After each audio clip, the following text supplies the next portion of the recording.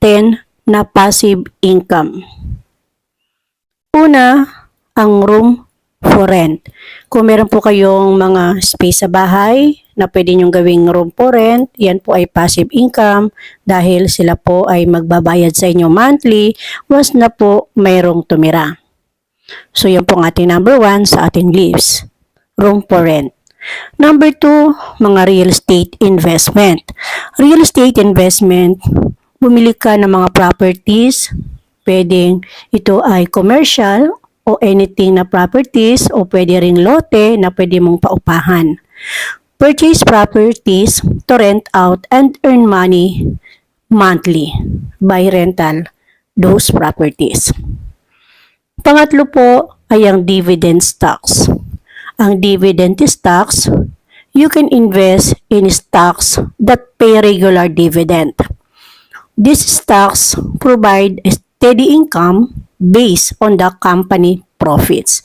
So, meron po ito sa COL. Kung gusto nyo pong mag-try, meron po ito sa COL. Ang next naman po ay ang index funds and ETFH. Ito po ay invest in index funds or ETFs that track market indices. These funds pay dividends and appreciate over time, providing a mix of income and capital gains. So kung gusto nyo po ito, subukan, meron din po ito sa COL. Next po ay ang pagbablog. So pagiging vlogger o YouTube creator. So kung kayo po ay magiging monetize sa inyo pong ginawang YouTube at kayo po ay naging digital creator o vlogger, time will come, ito po ay magiging stepping stone nyo para magkaroon po kayo ng passive income. So, pwede kayo maging sponsor dyan, anything, at magkakaroon kayo ng mga ads. Nababayaran po kayo monthly dito po sa inyong pong pagbablog o pag-create ng YouTube channel. Even po sa Facebook, meron din po ito na namamonetize din po nang sa ganon, once na marami ding viewers, meron din pong income. Next po ay ang affiliate marketing. Affiliate marketing is, ito po ay pwede din pong maging passive income sa dahilang ito po ay mag-earn ka without any capital na ilalabas. Pwede kang mag-affiliate tulad ng sa Lazada, sa Shopee, sa TikTok, at sa iba pa. So mag-search lang po kayo ano yung pwede nyo pong i-affiliate nang sa ganon magkaroon din po kayo ng income passively. Next po ay ang mag-create ka ng mga online course. Online course na kung saan ano ba yung alam mo na pwede mong i-share sa iba. So i-create mo lang siya via online.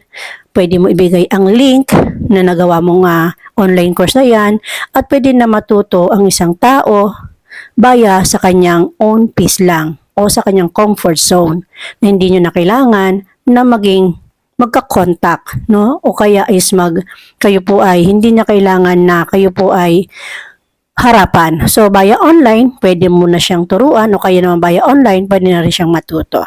So, online course. Next po ay ang trading. Ang trading po, ito po ay maganda rin na maging income kung kayo po ay magiging matalino at magiging marunong sa pagtitrade.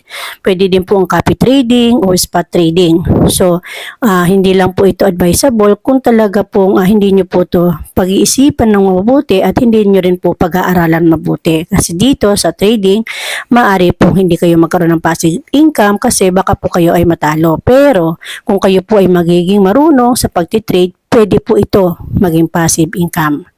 Ang next po natin at ang pang-last ay ang 5-6 o yung mga tinatawag na nagpapautang, no, o yung loan.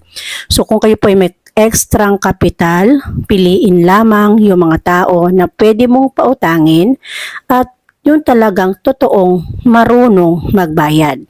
Kasi baka sa bandang huli, imbes na ang hanap natin ay kumita, ay lalo tayong malugi.